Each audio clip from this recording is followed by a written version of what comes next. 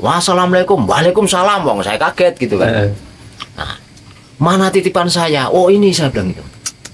Terus dia nyamperin saya kasih titipan itu. Punten, ini sekedar ya, pengalaman loh. betul. Kalau kebenarannya itu Allah ya. Betul. Nah, saya suruh megang rambutnya. Rambutnya itu panjangnya kurang lebih 7 meter. Terus saya sujud di kaki beliau, diangkat pakai tangan kanan beliau itu. Diangkat. Kedua tangan tuh angkat bahu saya ini. Terus tangan kiri megang bahu saya, tangan kanan nunjuk saya. Yang kamu sujudi bukan saya, yang kamu sujud. Pak, mau tanya Pak, selama Bapak pengalaman berapa hari di sini nih, ada hal-hal yang memang dirasa lain gitu Pak di daerah sini atau gimana Pak? Bisa diceritakan pengalaman Bapak selama 2 hari di sini? Ya alhamdulillah ya ada masalah pengalaman seperti hal mistis itu, cuman alhamdulillah ya baik. Ketika saya tawasul, dia hadir, tiba-tiba kayak di depan saya itu ada seorang putri, terus kayak pangeran gitu ya, ada menyapa assalamualaikum, waalaikumsalam. Insya Allah ada yang menyapa saya itu muslim, alhamdulillah. Muslim. Pakai assalamualaikum kan berarti muslim kan. Iya. Itu pertama. Keduanya ya tujuannya apa, saya cuman numpang tempat untuk itikaf aja, saya bilang gitu. Saya musafir dari Lampung, nama saya ini, saya bilang. Iya, belum kenalan Pak, siapa namanya Pak? Nama saya Takat Arianto. Takat Arianto.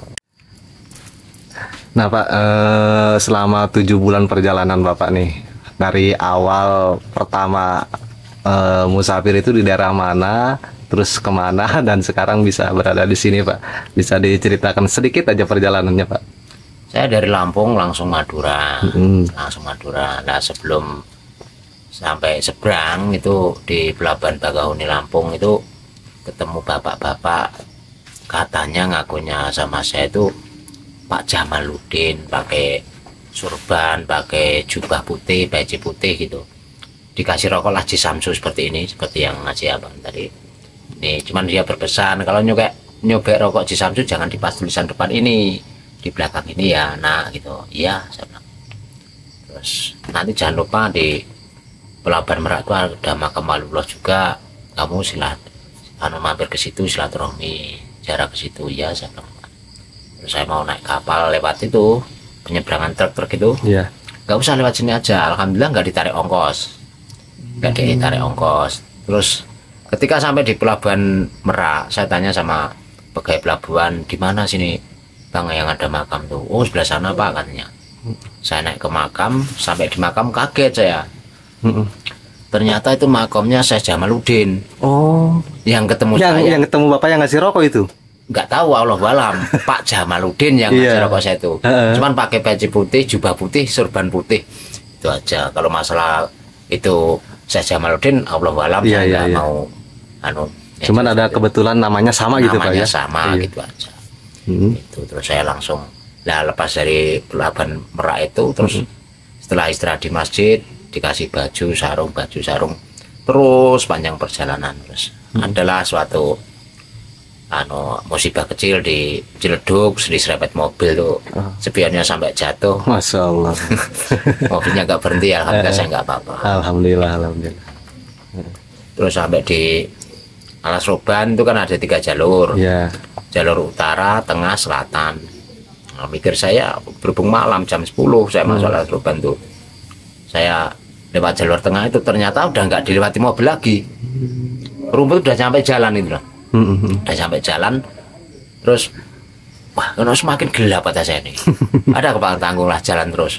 Nah di situ tiba-tiba di depan tuh ada orang tua pakai ikat hitam, pakainya serba hitam. Tiba-tiba assalamualaikum nak, waalaikumsalam. Mau kemana nak? Mau ke Madura mbak, saya bilang. Kok jalan kaki? Iya ini perintah, itu perintah dari kayak ini. Punten saya. Iya. Tuh, oh ya, lo kok nggak ngerokok, nggak punya rokok? Dikasih rokok sebatang, besarnya sejempol jari ini, panjangnya sejengkal. Nah, rokok itu saya isap seminggu itu barusan habis. Setiap 2 isapan udah nggak kuat ya, kepala saya pusing. Nah setelah nyampe di Gringsing itu, rokok itu saya lihat mereknya Raden Said rokok itu. waktu itu dipesan, beliau pesan, nanti jangan lupa mampir di Kadilangu sama Masjid Demak ya nak. Iya Mbah, saya bilang. Punten namanya Mbah siapa? Saya Mbah Jati. Saya masih sempat bercanda waktu itu. Iya ini di hutan Jati, kalau di hutan Cekon ini Mbah Sengon katanya seperti itu. Bener demi Allah Rasulullah. Iya. Saya sempat bercanda waktu itu. Terus lepas itu kan, nak saya nitip barang ini ya. Nitip barang ini jangan dikasihkan orang kalau nggak ada orang minta gitu. Betul, waktu itu terus saya jalan sampai Madura. Nah, pulang dari Madura saya Holil itu Sunan Ampel, Gresik dan lain sebagainya. Kok nggak ada yang minta barang ini? Nah, ketika sampai di Lasem itu jam 5:04 saya udah marah. Tas yang satu sampai sobek ini udah ganti. Tas itu udah sobek kan. Hei, barang yang di tas. Kalau kamu cuma berat-beratin badan saya, bikin tas saya sobek. Kembali ke asalmu sana. Saya bilang gitu. Nah, kurang lebih 1/4 jam itu ada bapak-bapak naik motor Supra, arahnya berlawanan. Saya arah ke timur, dia arah ke timur, saya arah ke barat. Dari seberang itu membentak, wassalamualaikum, waalaikumsalam. Wong saya kaget gitu kan. Nah, mana titipan saya? Oh ini, saya bilang itu. Terus dia nyamperin saya kasih titipan itu.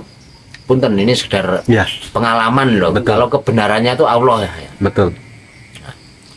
Saya suruh megang rambutnya. Rambutnya itu panjangnya kurang lebih 7 meter. Terus saya sujud di kaki beliau, diangkat pakai tangan kanan beliau itu. Diangkat. Kedua tangan tuh angkat bahu saya ini. Terus tangan kiri megang bahu saya, tangan kanan nunjuk saya. Yang kamu sujudi bukan saya, yang kamu sujudi hanyalah Allah. Ya, saya bilang. Lanjutkan perjalananmu, jangan lupa nanti mampir di Karangbolong. Ya, jangan lupa di Kadilangu juga, Masjid Demak ya. Terus saya ke Kadilangu, ternyata, Raden saya itu merek rokok, kok Sunan Kalijaga katanya. Nah, terus saya ke Masjid Demak, singkat cerita saya arah ke Cirebon. Lah sampai di Alas Roban, saya ngambil jalur selatan. Di situ kesasar, tiba-tiba saya masuk makam Syekh Wali Putih. Loh, kok makam Syekh Wali Putih di sini? Nah, saya berhenti sebentar tawasul, saya jalan lagi. Terus masuk lagi ke makamnya Syekh Abdul Rahman di situ. Nah, singkat cerita terus saya ke Cirebon, ke Sunan Gunung Jati, terus ke Kasultanan. Itu terus saya mikir arah Karangbolong itu mana, saya nggak tahu. Ada plang Karangampel, mungkin daerah sinilah kata saya. Cuman peling aja. Saya masuk arah Karangampel, setelah Karangampel ada plang lagi Karangbolong. Saya masuk Karangbolong. Oh, emang ada di sana Karangbolong? Ada. Saya kira di sini. Bukan. Ada di Karangbolong tuh, ada di Cirebon tuh. Nah, di situ mentok ada makom. Makamnya Syekh Madun sama Syekh Maglung Sakti. Tuh, makamnya satu kok namanya 2. Saya keluar, tanya sama juru kunci, punten apa? Mohon bang tanya, iya nak ada apa? Ini makam siapa sebenarnya? Kok namanya 2 Maglung Sakti? Lah kenapa Pak? Kalau saya Madun itu nama dari kecil. Kalau saya Maglung Sakti karena rambutnya panjang, kesaktiannya dulu rambutnya panjang terus digelung gitu kan. Nah saya Maglung Sakti, oh ya udah saya berhenti di situ tawasul.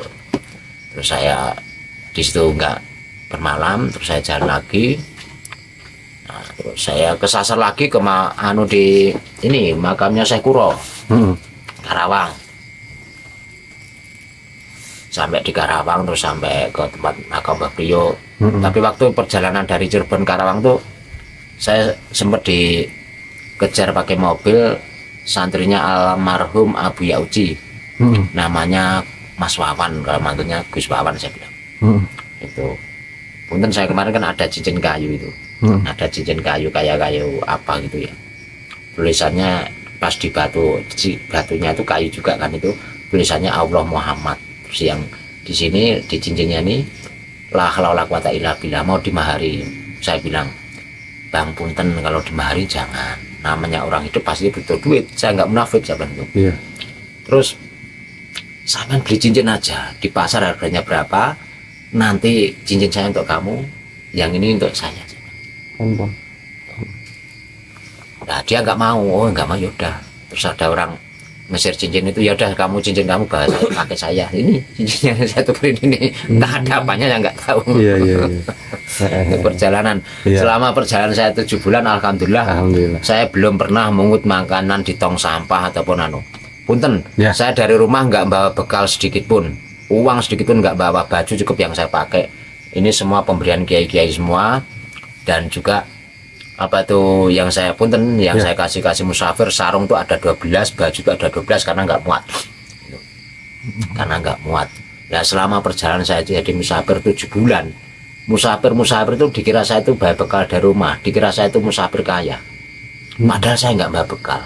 Karena kalau saya musafir saya ini cuman sekedar cari uang, saya pulang tuh beli motor Vario baru yang 160 cc kontan. Tapi enggak. Karena perjalanan saya selama setiap hari itu punten, ketika saya jalan tuh paling sedikit 200.000 orang ngasih itu. Sampai musafir itu, Pak, selama saya jadi musafir 10 tahun belum pernah namanya dikasih uang 50.000, paling besar 20.000, Pak. Ilmunya apa, Pak? Nggak tahu, saya bilang. Mungkin pakaian kamelian kamu kumel kayak gitu. Lah justru ini biar orang kasihan, Pak. Iya. Kalau saya enggak, pagi ganti, siang ganti, sore ganti saya. Waktunya sholat kan udah basah keringat itu. Ganti ya. Terus pernah juga kan saya kesasar dari makam Sunan Derajat, aturan saya lurus ke Tuban, terus saya malah belok kiri pas maghrib dungdung itu, maghrib itu ada kakek-kakek lah. Saya pikir musafir, Mbak, tongkat juga. Saya tanya, Assalamualaikum, Waalaikumsalam, mau kemana, Mbak? Saya bilang, mau ke timur. Lah dari mana, Mbak? Dari Jerman. Wah, saya pikir Jerman selamat. 2 kali ya dari Jerman. Oh ya udah, lanjutkan, Mbak. Saya juga buru-buru mau maghriban ya. Terus apa deh, kurang lebih setengah kilo itu ada warung makan. Bu, permisi numpang istirahat, saya bilang. Sambil makan di situ, numpang sholat. Punten, Bu, tadi mau maghrib ada orang lewat sini. Saya tanya, Pak, di sini tuh kalau mau maghrib nggak ada yang lewat, kecuali habis maghrib ya baru ada. Gitu. Emang ada apa? Nggak ada apa-apa. Di sini ada makam, Bu. Oh, ada di sana tuh. Makam siapa, Bu? Sunan Geseng kan. Ada mati saya Jerman tadi, saya Jerman tuh kalau bahasa Jawanya kan jejer kaman kan makam. Jerman jejer kaman. Jejer kaman. Ya, kaman tuh makam. Oh gitu. Nah, makamnya berapa jauh, Bu, dari sini? Kurang lebih setengah kilo di pucuk sana, Pak, di atas sana. Oh ya udah. Apa yang ketemu saya tadi? Iya. Saya pernah silaturahmi tempatnya Pak Anwar Said.